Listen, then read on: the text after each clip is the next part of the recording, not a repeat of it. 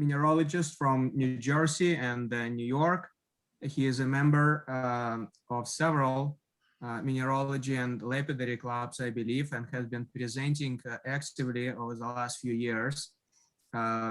Derek's main interests happen to be in fossils and meteorites, but also they're broader than that. And today, Derek will talk to us about ancient Egypt and minerals of ancient Egypt. Of course, we all know about Egyptian civilization and history. It had tremendous influence on Western civilizations and I guess trade routes throughout the world. It so happens that minerals have been a big part of that culture. Gold maybe especially, but also many other minerals. Derek's talk will discuss which minerals specifically were of interest to Egyptians and for what reasons.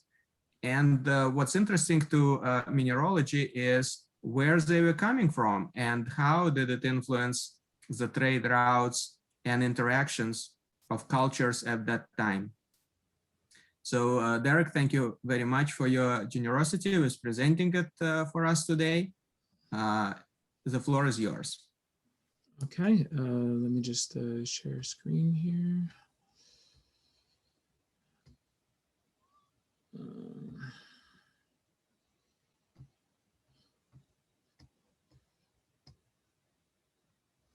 Okay, so tonight's lecture is going to be on gemstones of ancient Egypt. So tonight's lecture is not going to be extremely technical. This is more of a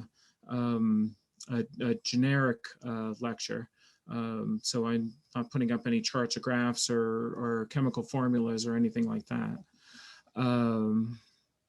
So first and foremost, we're going to be talking about lapis or lapis lazuli, one of the premier minerals that they used for their artifacts. And essentially the primary locality for lapis, where they were getting it from, is in Afghanistan. This is an extremely ancient stone, goes back very far in human history. The love that the Egyptians have for this stone, even, believe it or not, predates the Egyptians. They actually kind of developed a love for it because the Babylonians also had a love for it. And that even goes back further into the Sumerian culture. The Sumerians were actually one of the first cultures to use lapis in their artifacts. So this is lapis lazuli. Now, the term lapis actually used to be a generic term for any polished stone.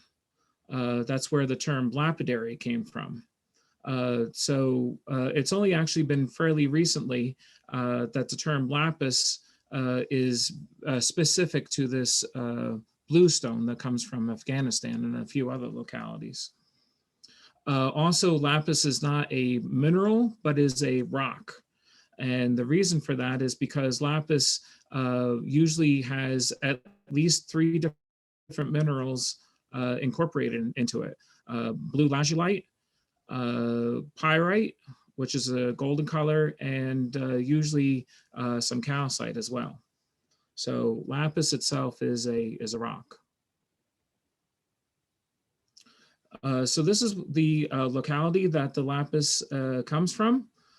So here's a map of Afghanistan, and these are the lapis mines right in here. Of course, this is a very heated environment. So I guess mining this material is not done under the best of conditions. As you can see here, these guys are patrolling, making sure that the miners can go in and out of the location without other forces taking over.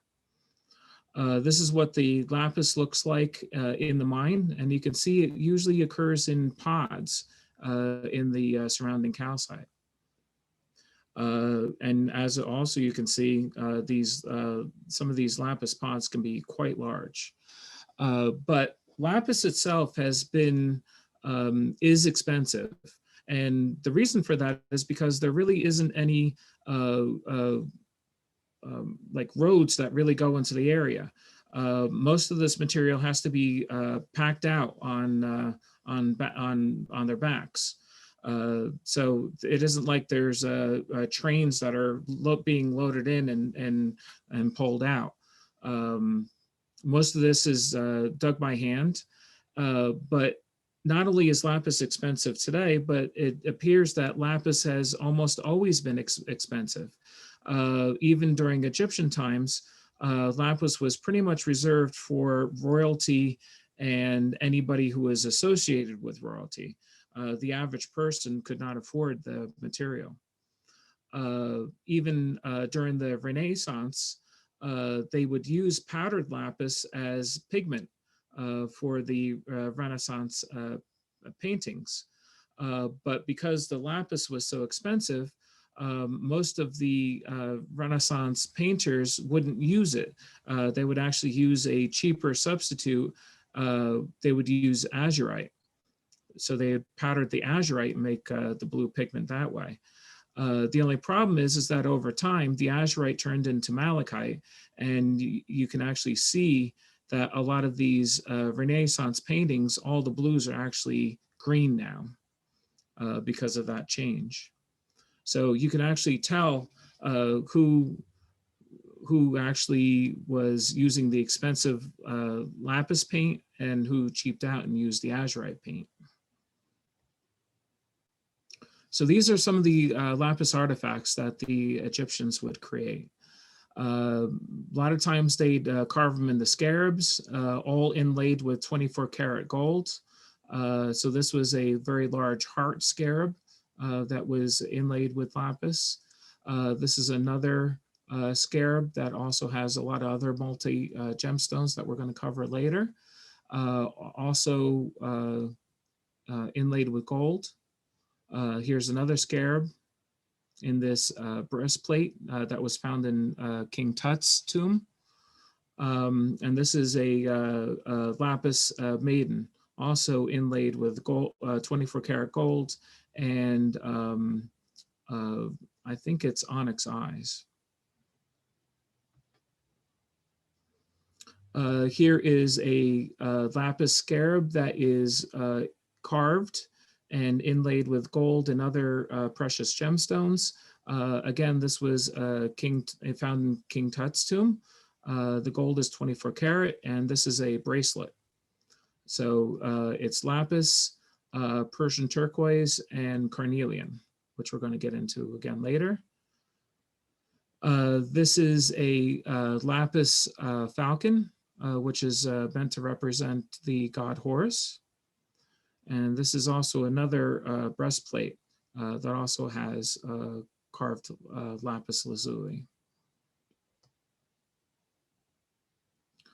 These are some other artifacts. This is a lapis ibis. So you can see the lapis here. So this is a type of bird called an ibis.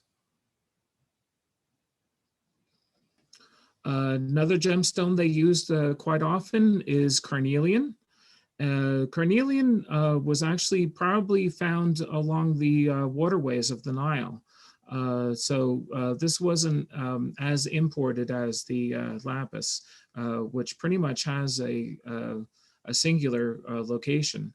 The only other two locations in the world that I'm aware of that, actually there's 3 locations in the world that contain lapis, that also comes from Chile, upstate New York, believe it or not, and Lake Baikal in Russia. But other than the Chilean locality, there really isn't enough quantities of the lapis to really make it commercially viable.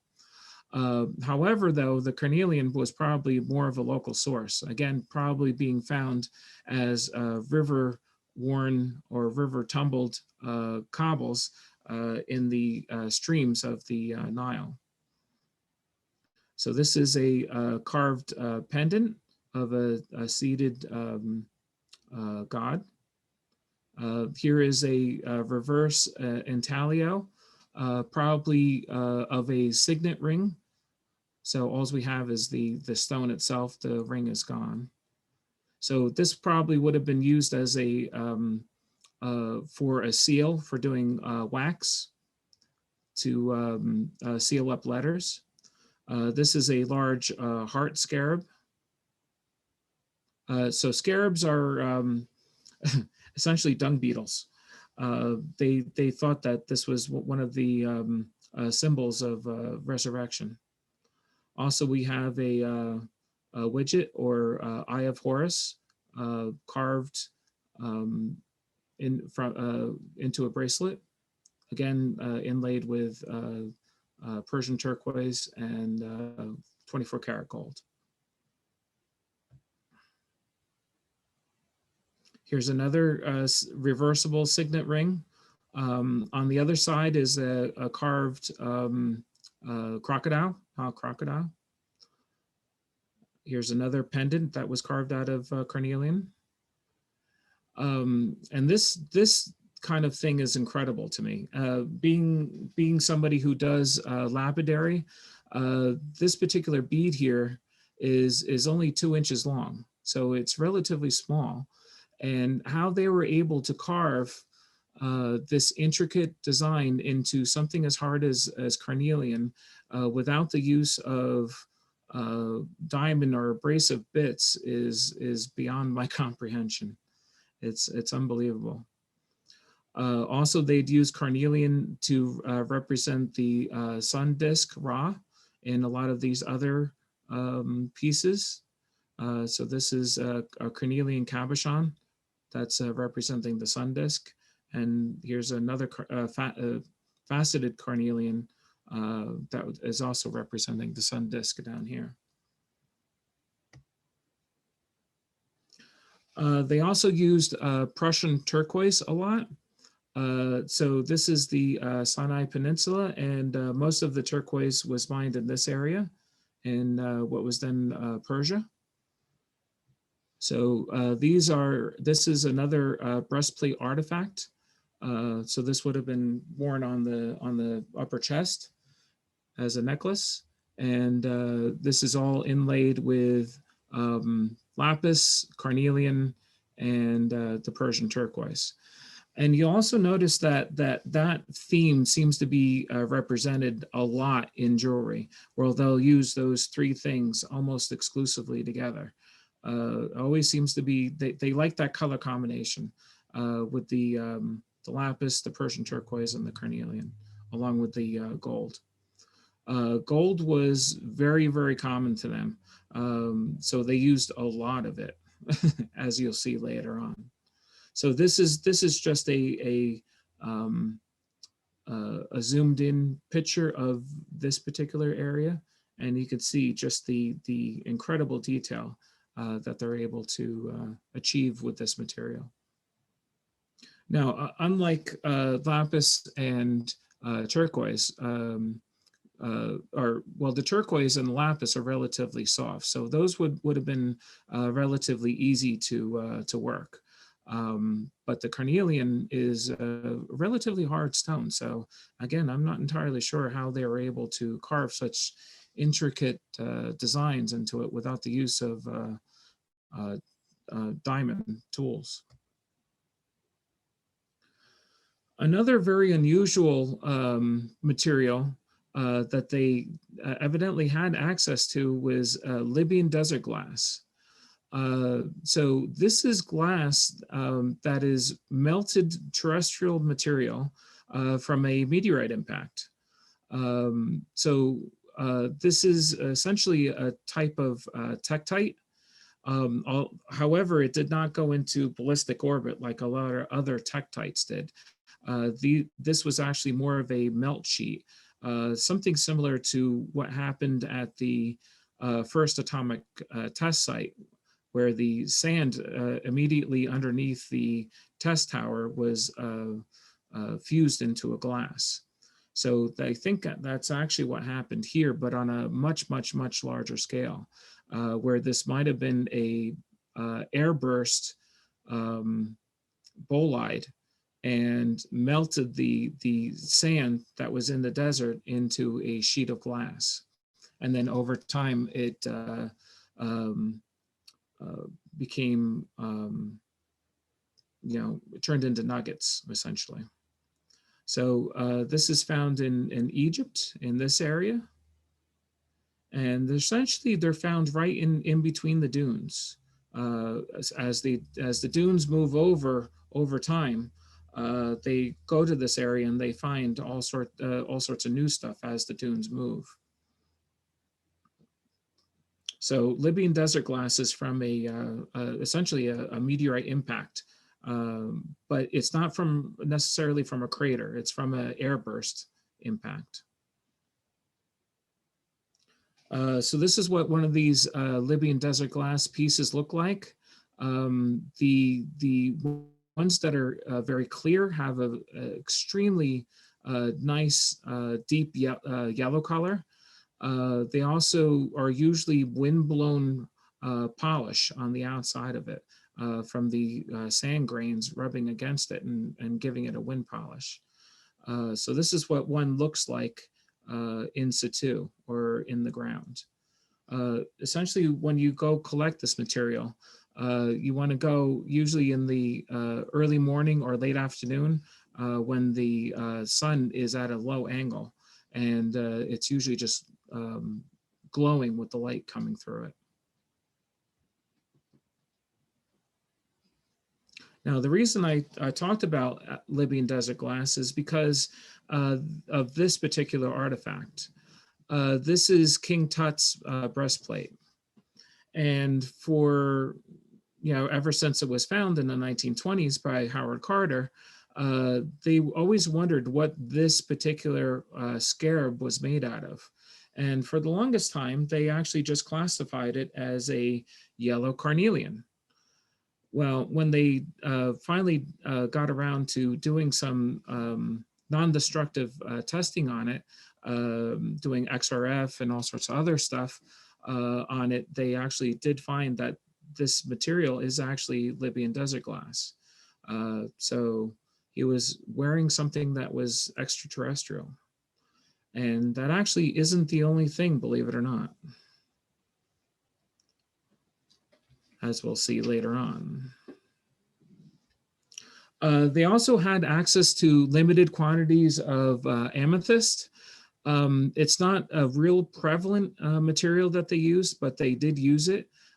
So here are some various pieces that were, and these are little tiny artifacts. They're only about maybe an inch or so high.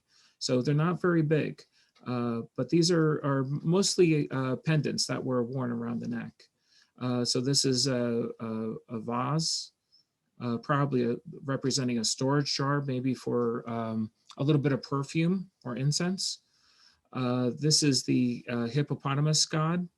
And then actually all three of these are the same pendant, just different views of a cat god. Cats were held in very high esteem by the Egyptian culture. So this is the other extraterrestrial artifact that they had access to. Again, for the longest time, there were iron artifacts that were found every once in a while, and they couldn't understand where they had access to iron because they really didn't use iron a lot in any of the things that they did. Even their chisels were made out of copper, which you would think is very soft, and it is. But they were able to use copper very well for doing whatever they needed to do. So they didn't really have a lot of iron or use a lot of iron. So a lot of scientists and archaeologists were puzzled as to where they were getting this iron from. They postulated that maybe they were trading it from some other culture, because there was a lot of trading going on in through this area. They were essentially the gateway to the Mediterranean from all other areas. So they possibly could have traded it. But when they did chemical testing on it, they found out that it contained a lot of nickel. And that pretty much clinches that the iron was of meteoritic nature. So then the hunt went on to where could they have gotten this iron meteorite from? And just recently, I think it was in the late 2000s, they found a crater. So they call it Gebel Kamel crater, right on the border between Sudan and Egypt. So this is a impact crater. As you can see here, it's relatively small, but strewn all throughout all this area are these iron meteorites. And they think that this is the source of the meteoritic iron. So some of the things that they made out of this meteoritic iron, they found quite a few of these iron beads. So evidently they thought of it enough to actually make a jewelry out of it because it was relatively rare to them. So just think, gold was so common that it was made into everything. So to them, gold wasn't really worth all that much, but iron is. There are 2 daggers that were also found in King Tut's tomb that were made out of iron, and they did chemical testing on these blades as well, and found out that they were also of meteoritic in origin. So these are King Tut's daggers. And of course, they had access to a lot of gold. These are King Tut's sandals, and they are 24 karat solid gold. This is another one of his pieces of jewelry. Again, lapis, Persian turquoise, carnelian, and 24 karat gold. These are also other gold artifacts. This is a sacred vulture. That again would have been a breastplate. This is the Eye of Horus, or what they call a widget. So that was a pendant made out of 24 karat gold. This is King Tut's royal throne. It is very thick gold foil laid onto wood, but also inlaid with carnelian, lapis, and Persian turquoise, decorated on both the front and the back. And of course, there's the famous coffins. So King Tut was laid to rest inside 3 nested coffins. So it was one coffin and another coffin and another coffin. And then he had his headgear on top of that. So that would have been a partial number 4. So the innermost coffin is 243 pounds of solid high carat gold. I guess it's good to be the king. And of course, it is also inlaid with carnelian, lapis, and Persian turquoise. So inside all those nested coffins, all 3 of those nested coffins, then you get into the death mask.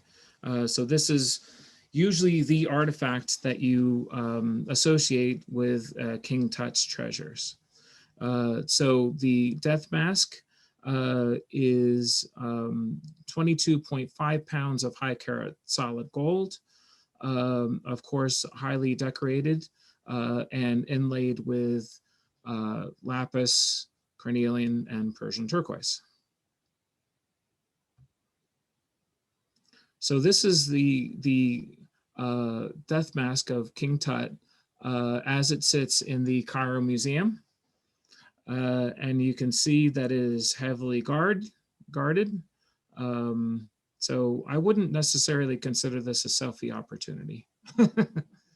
So yeah, these guys that definitely don't have a sense of humor. Some other rocks and minerals that they had access to, they had steatite, which is a type of soapstone. So this is a soft material that they could easily carve into various objects, mostly into small pendants, and mostly I've seen them as scarabs. So this is a relatively large heart scarab. Now, you probably heard me talk about heart scarabs before. Heart scarabs are relatively large and, of course, placed over the heart when the mummies are being wrapped. And that is to protect the heart from, it has all sorts of magic spells and incantations on the back of the object to protect the heart from bad magic. Also, a lot of times they'd also put the name of the person who the mummy was as well. The Egyptians thought that the heart was the vessel of the soul and not the brain. So to them, the brain was actually a useless object and was ripped out through the nose. The heart was usually the only organ that was left in the during the mummification process because they needed that for the afterlife.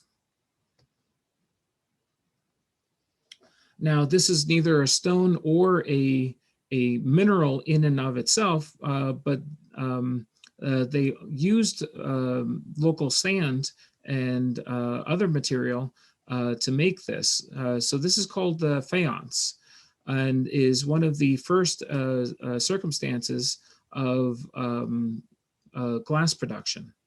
So essentially what they would do is they would take high amounts of sand and clay and mold these in molds and then fire it so that it produced a glass-like appearance on the outside. So this is Ushtabi, which is one of the servants that would come to life in the afterlife and serve the king. These two are two Eye of Horus or widgets. This is the queen god Isis, and this is another god figure. So this is the first instance of glass production in civilization. So again, this is a perforated faience object. And it's, of course, this is a really detailed close-up look at it. And you can see how much detail is on this particular piece. And this piece is relatively small. It's only about 1.5 inches wide. So it's a relatively small piece. And to have that much detail in that. So as I said before, a lot of the you don't really get one stone in a lot of these objects or artifacts. They usually like pairing stuff together so you could see the different, the ways that they paired all these stones together. And a lot of these are actually inlaid into high carat gold.